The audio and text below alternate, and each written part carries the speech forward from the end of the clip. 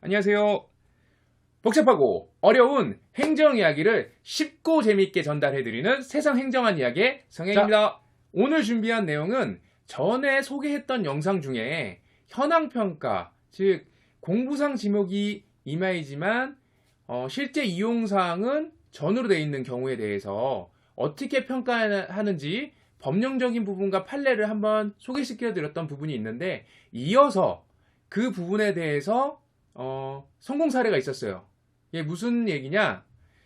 사업 시행자는 공부상 지목이 임야이기 때문에 당연히 임야로 평가하겠다. 반면 소유자는 내가 공부상 지목이 임야이지만 지금 과거부터 현재까지 실제 이용사항은 전으로 사용하고 있다. 그렇기 때문에 전으로 평가해달라라고 주장을 했었고, 그 부분을 이제 재결청에서 다툼이 있었어요. 근데 그 부분이 이제 전으로 평가받게 된 인용 사례가 있어서 그 부분을 소개시켜 드리려고 내용을 준비했습니다.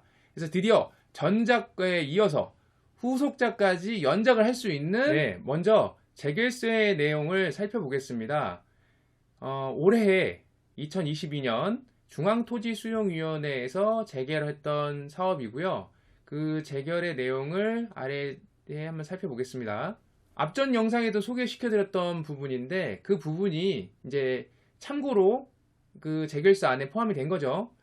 이제 대법원은 1962년 1월 19일 이전에 보암림에 속하지 아니한 토지하고 20도 미만의 사유의 임야에서 원칙적으로 개간, 화장경작 등의 형질병의 행위에 대하여 허가나 신고 등이 불포를 하였다.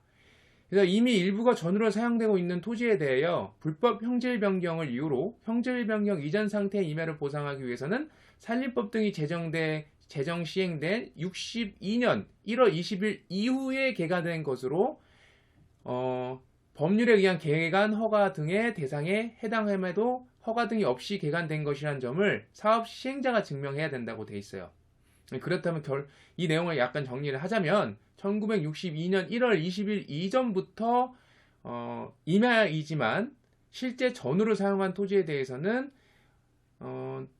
전으로 인정해 주겠다는 내용을 참고문으로 이제 이후 내용을 이 근거로 살펴보건대 어떤 필지에 대하여 1962년 1월 20일 이후에 개간된 것으로 각 법률에 의한 개간 허가 등의 대상에 해당함에도 허가 등이 없이 불법으로 형질 변경된 토지라는 사실을 사업 시행자가 입증하지 못하고 있고, 이 얘기는 설명드렸죠. 입증에 대한 주체와 책임은 사업 시행자가 있다. 사업 시행자한테 있다. 라는 부분 일전에 설명드렸죠. 그래서 사업 시행자가 불법이라는 걸 입증을 못하면 소유자의 주장을 받아들이게 되는 거죠. 자, 또 살피건대 항공산진 판독 결과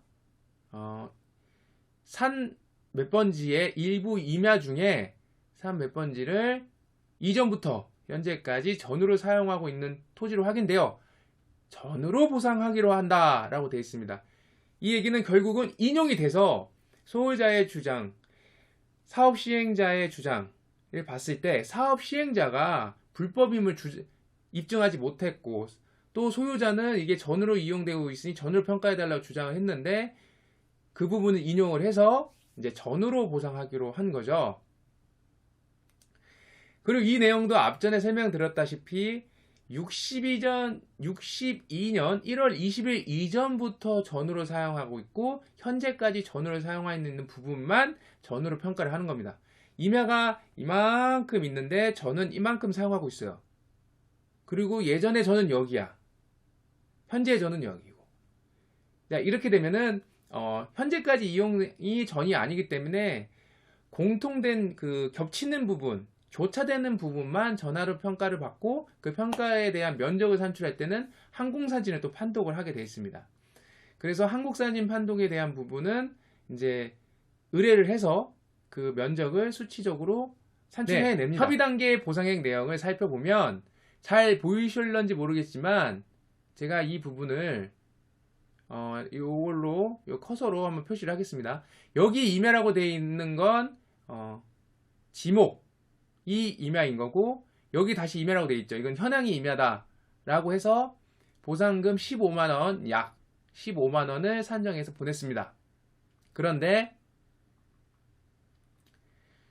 수용 재결 때는 아까 그런 부분이 인용이 돼서 여기 보시면 지목이 임야이고 현황은 전후로 평가를 받아서 약 33만 3천원 정도의 보상금이 올랐습니다.